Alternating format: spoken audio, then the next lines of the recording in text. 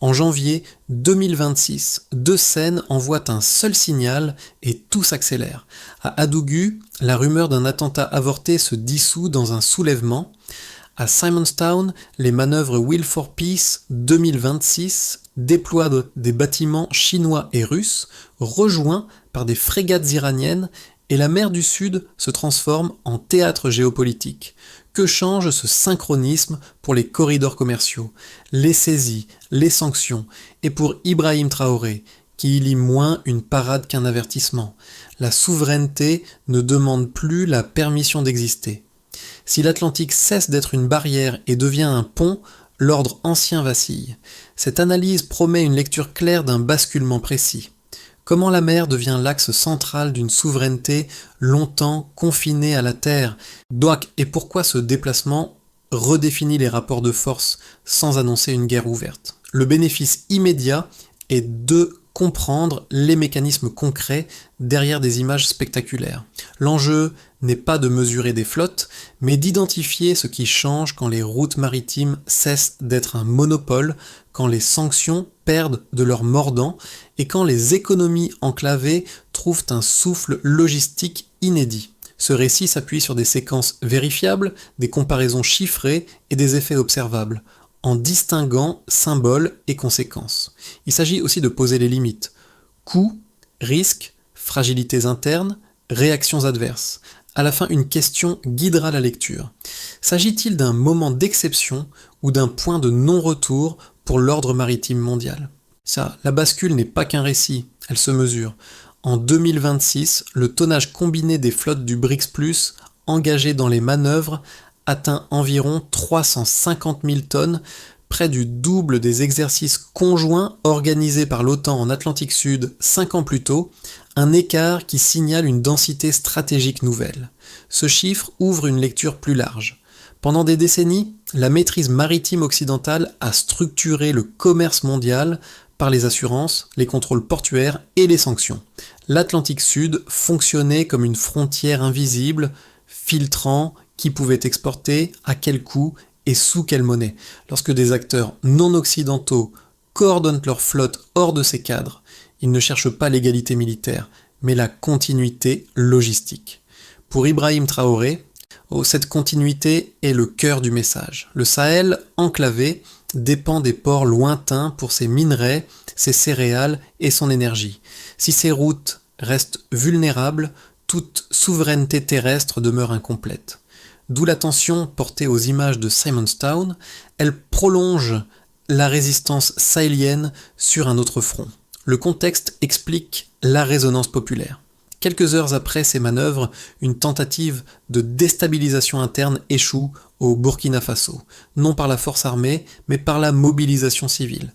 Deux événements éloignés, reliés par une même idée, reprendre le contrôle des flux, matériels comme symboliques. Ainsi, la mer cesse d'être un décor lointain. Elle devient une variable politique centrale où chiffres, coordination et perception publique s'alignent pour produire un effet durable. Bien au-delà d'une démonstration ponctuelle. Dans cette transition, Ibrahim Traoré sert de fil conducteur, non comme stratège naval, mais comme révélateur d'un déplacement d'échelle. Depuis Ouagadougou, il observe les images venues de Simonstown sans s'arrêter aux pavillons étrangers. Ce qu'il y voit d'abord, c'est une extension logique de la lutte sahélienne. Après la terre et les institutions, les flux. La souveraineté ne se joue plus seulement dans les casernes ou les urnes, mais dans la capacité à sécuriser ce qui circule. Les impacts apparaissent rapidement. Sur le plan symbolique, la coordination maritime donne un langage commun à des pays longtemps traités comme périphériques. Elle matérialise une promesse simple, ne plus dépendre d'un arbitrage extérieur pour commercer. Sur le plan politique, elle renforce des dirigeants qui, comme Traoré, peuvent traduire un discours de dignité en dispositifs concrets, observables et partageables. Des scènes locales en témoignent. À Ouagadougou, les slogans reprennent le vocabulaire de la mer, pourtant absente du quotidien. À Bamako ou Lusaka, des cercles politiques évoquent désormais les ports, les assurances, les corridors, comme des enjeux nationaux. Le changement est subtil mais profond. L'horizon mental s'élargit. Cette phase précoce n'est pas exempte de tensions. Les conseillers évoquent sanctions isolement, représailles économiques, mais le calcul dépasse le court terme. Pour Traoré, un pays qui ne protège pas ses routes reste captif, quelle que soit sa ferveur intérieure. Autrement dit, le point central est que sans continuité logistique, la souveraineté reste un slogan. Ce qui déclenche la séquence s'inscrit dans une compression temporelle inhabituelle. À la veille du 3 janvier 2026, alors que les manœuvres navales battent leur plein au large de l'Afrique australe, une rumeur d'attentat circule dans les cercles sécuritaires burkinabés. Rien n'est confirmé, aucun ordre officiel ne tombe. Puis, en quelques heures, la menace se précise. Des agents infiltrés tentent d'activer des explosifs près de la résidence présidentielle et d'un site de drone. L'objectif est clair, décapiter le commandement, semer la panique, ouvrir la voie à une intervention extérieure. Le scénario est classique. L'issue, non. Le moment culminant ne prend pas la forme attendue. L'information fuite avant l'exécution. Mais au lieu d'un verrouillage militaire, c'est la rue qui s'active. Les quartiers s'emplissent maintenant de voix, de pas, de gestes improvisés. Des femmes brandissent des drapeaux cousus de tissus usés, des jeunes frappent des bidons comme des tambours. Les slogans s'agrègent sans consigne centrale. Lorsque Ibrahim Traoré apparaît au balcon, il ne prononce aucun discours. Il lève la main. Le silence se fait. En quelques minutes, le plan s'effondre. Le coup ne meurt pas sous les balles, mais sous la ferveur. Ce moment agit comme un révélateur. Les services de renseignement évoquent un financement étranger estimé à environ 125 000 $. Une somme dérisoire à l'échelle des opérations clandestines, mais qui devient un symbole puissant, le prix assigné à la déstabilisation d'un État. Dans les chancelleries occidentales, le vocabulaire est prudent, inquiet, parlant de risques d'instabilité. Dans les rues du Sahel, le mot qui circule est « renaissance », de deux lectures d'un même événement déjà irréconciliables. Puis, les répliques s'enchaînent presque simultanément. Pendant que Ouagadougou se rassemble, les navires du BRICS+, entrent dans le port de Simonstone. Destroyers chinois, corvettes russes, frégates iraniennes croisent sous les regards des délégations africaines. La coïncidence frappe les esprits. Deux fronts, la terre et la mer, semblent s'aligner dans un même tempo. Pour Ibrahim Traoré, cette synchronie n'a rien d'un hasard. Elle donne chair à une idée répétée depuis des mois. La souveraineté ne se segmente plus, elle se pense comme un continuum. À partir de là, le récit change de nature. La tentative de déstabilisation interne n'est plus isolée, elle s'inscrit dans une séquence globale où le contrôle des flux devient central. La mer n'est plus un arrière-plan lointain, mais un levier stratégique qui renforce ou fragilise le politique intérieur. Chaque manœuvre navale résonne avec chaque mobilisation civile. Chaque corridor sécurisé répond à chaque tentative de pression. Ces événements, rapprochés dans le temps, produisent un effet d'accélération. Ils donnent l'impression d'un basculement irréversible, même si ses contours restent flous. Le déclencheur a révélé les lignes de fracture. Le climax a montré la capacité de résistance. Les répliques, enfin, installent une nouvelle grammaire du pouvoir, où la rue, le port et la logistique parlent d'une seule voix. C'est dans cet enchaînement que se forge la doctrine Traoré, non comme un slogan, mais comme une séquence vécue. Pour commencer, pendant longtemps, l'Atlantique Sud fonctionnait selon une ligne de base stable. Les exercices conjoints dominants y étaient majoritairement occidentaux, et la présence non occidentale restait fragmentée, occasionnelle, sans coordination durable. Les routes commerciales, les assurances et les mécanismes de sanctions formaient un ensemble cohérent, suffisamment prévisible pour maintenir un monopole de fait sur la circulation maritime stratégique. Un premier écart apparaît avec la masse engagée en 2026. Selon les données compilées par l'Institut maritime africain, le tonnage combiné des flottes du BRICS+, mobilisé lors des manœuvres dépasse 350 000 tonnes. Pris isolément, ce chiffre peut sembler abstrait. Rapporté au contexte, il devient parlant. Il représente près du double du tonnage engagé lors des exercices conjoints de l'OTAN en Atlantique Sud 5 ans plus tôt. Autrement dit, sans chercher la supériorité globale, le Sud global atteint une densité suffisante pour rendre ses opérations visibles, crédibles et coûteuses à ignorer. Un deuxième écart concerne la circulation elle-même. le rapport Sea-Balance 2026 indique que la proportion de navires non occidentaux traversant les couloirs atlantiques a augmenté d'environ 47% en un an. Cette progression rapide ne signifie pas une prise de contrôle totale, elle signale plutôt une rupture de tendance. Des acteurs auparavant marginaux deviennent structurels. En pratique, cela réduit l'efficacité des pressions ponctuelles, car plus les routes sont empruntées par des flottes diversifiées, moins une interruption ciblée peut bloquer l'ensemble du flux. Un troisième écart touche à la monnaie et aux transactions. Dans les couloirs financiers, c'était la part des échanges sud-sud réalisés en devises locales a progressé d'environ 28% depuis le lancement des initiatives maritimes coordonnées. Ce chiffre ne dit pas que le dollar disparaît, il indique qu'une alternative opérationnelle s'installe. Chaque transaction réglée hors des circuits traditionnels diminue mécaniquement l'impact potentiel des sanctions et des gels d'actifs. Pris ensemble, ces trois indicateurs racontent la même histoire sous des angles différents.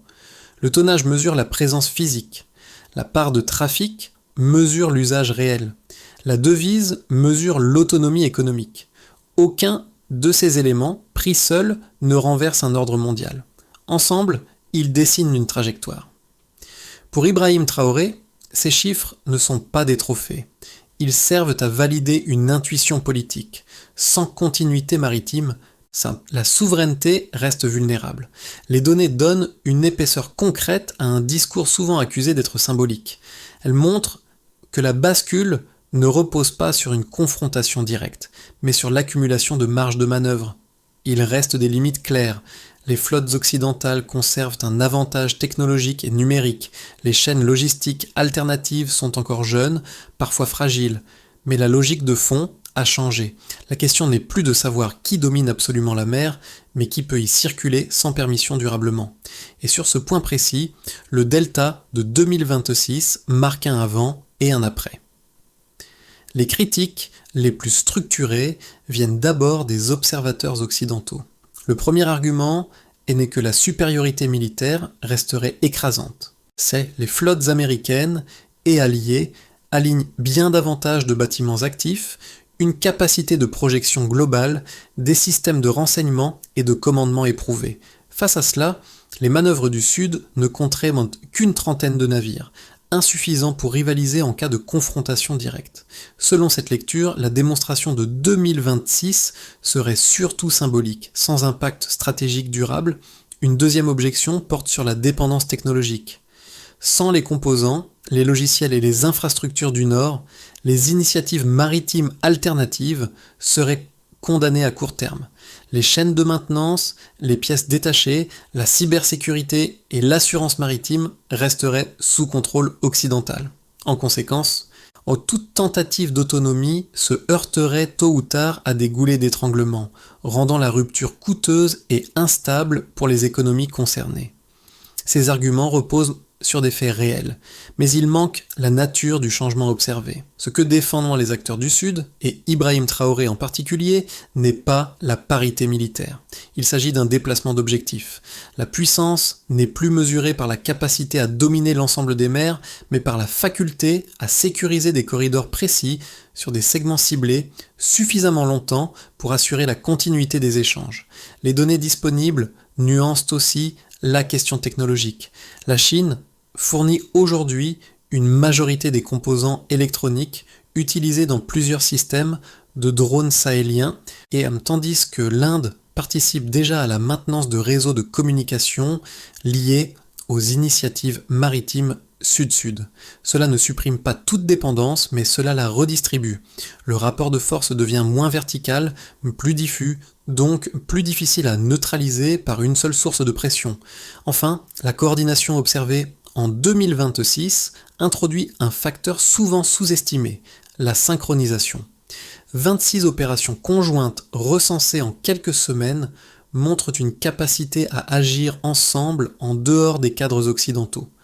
Cette cohésion réduit la vulnérabilité individuelle de chaque acteur. Une flotte isolée peut être dissuadée, un réseau coordonné l'est beaucoup moins. Ainsi, la critique d'une illusion de puissance repose sur une grille de lecture ancienne. La rupture actuelle ne nie pas les asymétries existantes. Elle les contourne partiellement en changeant la définition même de ce qui compte. La question centrale n'est plus qui est le plus fort, mais qui peut durer sans tutelle. C'est sur ce terrain, plus discret mais décisif, que se joue l'enjeu réel. Ce point médian ne tient pas à un nouveau chiffre, mais à un déplacement de perspective. Jusqu'ici, la souveraineté était pensée comme une ligne défensive, ancrée dans le territoire, les institutions et l'armée. Avec 2026, elle devient un système circulatoire. Les ports, les assurances, les convois et les devises forment désormais un même ensemble opérationnel. Ce glissement explique pourquoi les images de Simonstown ont eu un tel impact. Elles rendent visible une architecture en train de se mettre en place. Pour Ibrahim Traoré, cette bascule clarifie un malentendu persistant. Il ne s'agit pas d'opposer la terre à la mer, ni le sud au nord dans une logique de bloc figé, il s'agit d'additionner des capacités pour réduire la dépendance. La mer n'est plus un symbole lointain, elle devient une extension fonctionnelle de la lutte pour la dignité au même titre que les ressources minières ou l'énergie. Ce changement d'échelle modifie aussi les réactions adverses. Les discours officiels continuent de parler de coopération et de stabilité, mais les signaux d'inquiétude se multiplient. Lorsque la circulation devient autonome, la pression perd de sa précision.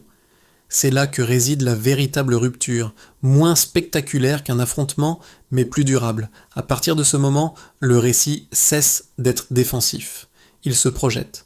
La question n'est plus comment résister, mais comment organiser ce nouvel espace commun sans reproduire les dépendances d'hier. Ce dévoilement marque le passage d'une posture de réaction à une logique de construction et redéfinit le sens même de la souveraineté pour les années à venir. Pour les États, l'effet est d'abord diplomatique. Le Burkina Faso, longtemps perçu comme enclavé et dépendant, gagne une marge de manœuvre nouvelle en s'inscrivant dans un réseau maritime élargi. Les invitations adressées à Ibrahim Traoré à Johannesburg, puis à Téhéran traduisent ce déplacement. Il n'est plus seulement un dirigeant contestataire, mais un interlocuteur porteur d'une doctrine exportable. Cette visibilité renforce la capacité à contourner certaines sanctions, à négocier des financements alternatifs et à inscrire la souveraineté dans des cadres multilatéraux non occidentaux. Pour les entreprises, les répercussions sont plus immédiates. L'ouverture de corridors maritimes protégés modifie les coûts et les contrats. Des sociétés minières de local, jusque-là liées à des accords défavorables, renégocient leurs concessions. Certaines obtiennent désormais plus de 40% des revenus d'exploitation contre environ 10% auparavant. Dans le même temps, la sécurisation logistique permet une baisse d'environ 15% des coûts de transport, un soulagement notable pour des économies sans accès direct à la mer. Mais cet espace nouveau entraîne aussi des retraits. Plusieurs multinationales occidentales préfèrent suspendre leurs activités, craignant instabilité politique et pression fiscale accrue. Pour les citoyens, l'impact est ambivalent. D'un côté, le récit de dignité trouve une traduction concrète. Les slogans changent, les imaginaires s'élargissent, et la mer devient un symbole d'ouverture plutôt que de contrôle extérieur. De l'autre, les tensions se font sentir. L'inflation, les difficultés d'importation et les menaces de blocus énergétique rappellent que l'autonomie a un coût. Ibrahim Traoré insiste alors sur une pédagogie de la durée. La souveraineté n'est pas un gain instantané, mais un processus à stabiliser. À l'échelle régionale, enfin, l'effet d'entraînement est visible. Au Sénégal, au Togo ou en Namibie, des mouvements citoyens et des cercles politiques reprennent l'idée d'une souveraineté économique étendue jusqu'à la mer. Des coopérations portuaires et des échanges d'expertise émergent. Cette diffusion ne crée pas un bloc homogène, mais un champ de possibles partagés. La région cesse d'être un simple théâtre d'influence pour devenir un espace de projet concurrent. Ses conséquences, et inégales selon les acteurs, convergent vers un même point. La bascule maritime de 2020 n'est ni abstraite ni symbolique. Elle reconfigure des décisions quotidiennes, des contrats, des attentes sociales. C'est dans cette matérialité, plus que dans les discours, que se mesure la portée réelle du moment porté par Ibrahim Traoré. Dans une hypothèse de base, la dynamique observée en 2026 se stabilise sans s'emballer. Les manœuvres maritimes du BRICS+, se poursuivent sous un format élargi mais prudent. L'Afrique du Sud accueille un nouveau sommet consacré à la sécurité des corridors, tandis que les itinéraires protégés s'étendent progressivement vers l'océan Indien. Les tensions avec Washington et Bruxelles persistent, sommet reste contenu dans le registre diplomatique, le Burkina Faso consolide sa position idéologique sans devenir un point de rupture frontale. Ibrahim Traoré s'impose alors comme une figure de référence régionale, plus architecte que provocateur. Dans une hypothèse optimiste, l'effet d'entraînement s'accélère. De nouveaux États rejoignent la coordination maritime, notamment des pays disposant de ports stratégiques et de ressources complémentaires. L'Union africaine, longtemps prudente, adopte un cadre juridique reconnaissant une forme de souveraineté maritime partagée, une première historique. Les marchés du Sud gagnent en prévisibilité, les investissements régionaux augmentent et la confiance économique se renforce. Dans cette configuration, la doctrine portée par Ibrahim Traoré devient un modèle partiel, adapté et décliné selon les contextes nationaux sans être centralisé. Dans une hypothèse pessimiste, le scénario repose sur une réaction plus dure des puissances établies. Les sanctions financières se multiplient, les assurances maritimes deviennent plus coûteuses et certaines lignes d'approvisionnement se tendent. Une campagne d'influence présente les initiatives du Sud comme une militarisation déguisée, isolant politiquement leurs promoteurs. La cohésion interne du réseau s'effrite, chaque État étant tenté de protéger ses intérêts immédiats. Le risque n'est pas l'effondrement, mais la fragmentation qui réduirait l'impact collectif sans l'annuler totalement. Entre ces trajectoires, la réalité oscillera probablement. Aucun scénario n'est exclusif. Kibo, il dessine plutôt un éventail de possibles conditionnés par la capacité à coordonner, à absorber les coûts et à maintenir une narration crédible. La recommandation clé n'est donc pas prédictive, mais méthodologique. Penser la souveraineté comme un processus ajustable. À ce titre, l'enjeu des prochains mois pour Ibrahim Traoré et ses partenaires sera moins de convaincre que de durer, en transformant un moment de bascule en structure résiliente. Pour le public directement touché, les effets se déclinent en cercles concentriques. Les travailleurs et petites entreprises locales perçoivent d'abord des signaux logistiques, des délais d'acheminement plus prévisibles, des coûts légèrement réduits et une diversification des partenaires ouvre des marges étroites mais réelles. Cela ne transforme pas instantanément les revenus, mais cela réduit l'incertitude, un facteur clé pour investir, embaucher ou simplement planifier. Les jeunes et les étudiants reçoivent surtout un message symbolique, mais structurant. La souveraineté cesse d'être un mot abstrait pour devenir une compétence à construire. Les discussions portent désormais sur les métiers maritimes, la logistique, les données, l'ingénierie. Cette projection change les aspirations.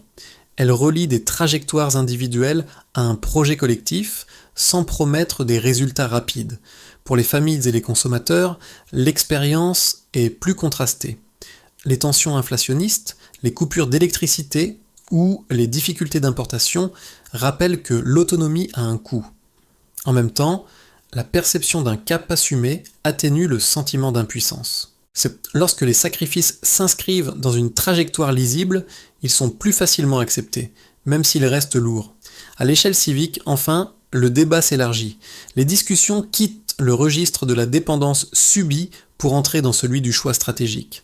Ibrahim Traoré incarne ce déplacement pour une partie de l'opinion, non comme une figure providentielle, mais comme un catalyseur de conversations nouvelles. Faut-il tout produire localement ? Jusqu'où coopérer ? Quel compromis accepter ? Deux gestes simples émergent alors pour le public. D'abord, s'informer au-delà des slogans, en distinguant annonces et effets mesurables. Ensuite, soutenir les initiatives qui renforcent les compétences locales, même modestes. La souveraineté, dans cette lecture, n'est pas un spectacle. Elle se construit par une accumulation de décisions ordinaires, partagées, parfois inconfortables, mais orientées vers un même horizon. Une trajectoire crédible se dessine autour de mesures graduelles, pensées pour durer plutôt que pour frapper les esprits. D'abord, consolider les corridors maritimes sécurisés existants. Les manœuvres conjointes doivent évoluer vers un mécanisme permanent de veille, de secours et d'escorte, placé sous un mandat multilatéral africain clair. L'objectif n'est pas l'affrontement, mais la continuité mesurable des flux. Ensuite, investir dans les compétences. La création d'une école maritime régionale reliant les académies du Cap, de Luanda et de Dakar formerait des officiers, des ingénieurs et des logisticiens capables d'opérer et de maintenir ces routes. Sans capital humain, l'infrastructure reste dépendante. Puis, institutionnaliser les règles. Une charte des ressources souveraines, défendue par Ibrahim Traoré, vise à garantir que les ressources extraites, terrestres ou maritimes, demeurent majoritairement détenues par les citoyens. La règle est simple, la mise en œuvre exigeante, mais elle crée un cadre prévisible pour les partenaires. Après cela, connecter l'information. Un réseau sud-sud de partage de données, d'innovation et de signaux d'alerte réduirait l'asymétrie informationnelle et limiterait l'impact des récits externes. Enfin, mesurer et ajuster. Indicateurs de coûts, délais, incidents et bénéfices sociaux doivent guider les corrections. Cette feuille de route ne promet pas l'absence de risque. Elle propose une méthode. Pour Ibrahim Traoré, la souveraineté n'est pas un cri. WOC met une architecture patiente où chaque brique compte et où la cohérence vaut plus que la vitesse. Le motif revient, discret mais persistant. À Simonstown, au crépuscule, les coques d'acier reflètent une lumière douce, presque immobile. À des milliers de kilomètres, dans une ville sahélienne sans accès à la mer, des familles regardent dans ces images à la télévision. Le lien semble abstrait, et pourtant il est tangible. Ce qui a commencé comme une intuition politique devient une expérience partagée où la dignité prend une forme concrète, visible, presque quotidienne. Ibrahim Traoré n'apparaît plus ici comme un chef en posture de défi, mais comme un témoin d'un déplacement plus vaste que lui. L'idée qu'il porte n'est pas héroïque, elle est cumulative. Elle s'additionne dans les ports, les écoles, les contrats renégociés, les attentes révisées. Elle vit moins dans les discours que dans les gestes répétés qui transforment un horizon mental. Le rappel du motif de la mer éclaire cette évolution. Longtemps symbole de distance et de contrôle extérieur, elle devient un espace de projection collective. Les pêcheurs, les dockers, les étudiants, même ceux qui n'ont jamais vu l'océan, l'intègrent désormais à leur récit, non comme un territoire à conquérir, mais comme une circulation à habiter. La phrase qui s'impose n'est pas triomphale, elle est sobre. La souveraineté se construit en mouvement. Elle ne se proclame pas une fois pour toutes. Elle se vérifie dans la durée, au prix d'ajustements, de fatigue, parfois de renoncement.